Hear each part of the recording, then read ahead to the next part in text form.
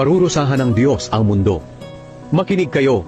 Wawasakin ng Panginoon ang mundo hanggang sa hindi na ito mapakinabangan, at pangangalatin niya ang mga mamamayan nito.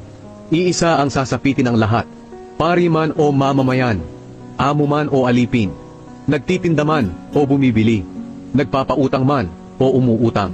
Lubusang mawawasak ang mundo at walang matitira rito.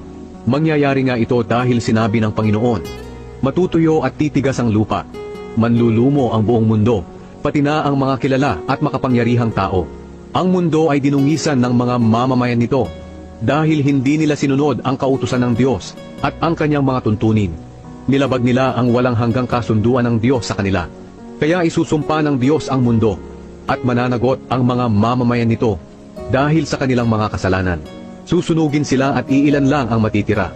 Malalanta ang mga ubas at mauubos ang katas nito.